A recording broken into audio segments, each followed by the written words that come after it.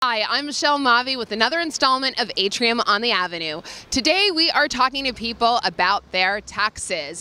Sure as this is the first day of spring and winter is drawing to a close, taxes are due, and they are due in just a few weeks. So we're wondering if they've done their taxes, if not, if they're filing for an extension, and if they could see what was on their colleagues or their boss's W-2 if they'd really want to find out.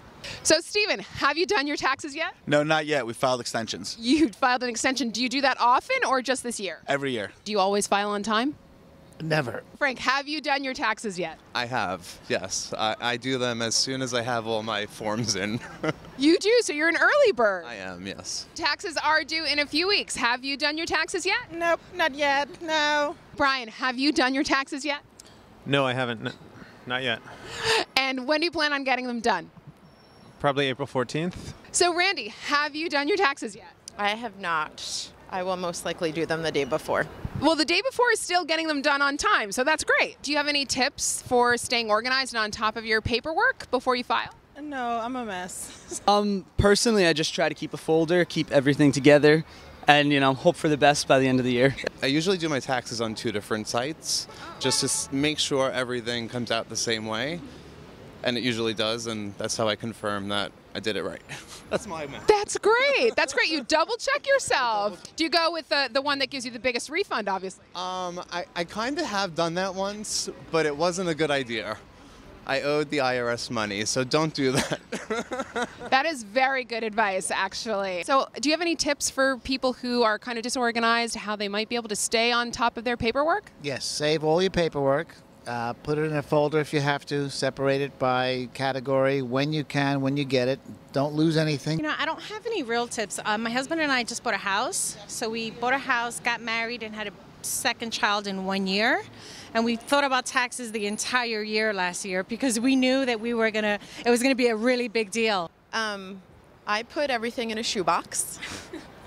And then a few days before I do them, I organize everything and I put them in a spreadsheet. That's great. The old-fashioned shoebox method still works. Yeah. The first thing I do is I try to make sure everything is online, because that way you know where it is when you need it. And if you're particularly someone who just doesn't do a standard like W-2, if you have any sort of additional income, consult a tax professional, even just for an hour's consultation, because there is a lot you could write off and a lot you could do. Things like commuting and just office supplies, etc. And a lot of people don't realize they can do that. Write off those office supplies. Buy them. Don't take them from your own office. Whole Foods has a policy where all of their internal employees are able to see what's on everyone else's paycheck. So in essence, you know how much money your boss makes if you want, or how much your colleagues make. Is that something that you would be interested in? Probably not, even though I'm a business owner and I sign my, I call them coworkers, not employees, checks. I know what they make, but in the end, I don't feel it's anyone's business what anybody else makes. You do your work, you put your head to the ground, and you go for it, and money will come. It doesn't matter. I would spend my entire year and time just thinking about that, and that's not productive at work. And I don't really envy other people's lives. I just think about mine. Sounds like you've got a great life. 2 kids and a house and a great husband. For me personally, I don't believe in that old generation, I don't know. I personally would want to know. I don't mind other people knowing what I make, so, Very open. Hey. I think if you accept an offer and you're comfortable with it, that's it. That's the bottom line. If your own employees had that access, do you think that'd be something that would motivate them to work harder to achieve a different position within the company, or do you think it might be distracting and demotivating? I think there could be pluses and minuses to both. There could be, you could instill jealousy, but if you set it up properly, people in the same category could see their peers and then understand what they could make if they improve their work performance or their work experience, and that could be a positive thing. That could only get destructive, in my opinion, because if there's nothing I could do about it, then I'll just sit there knowing that one person makes more than me, and probably being bitter and angry. So I'd rather just not know.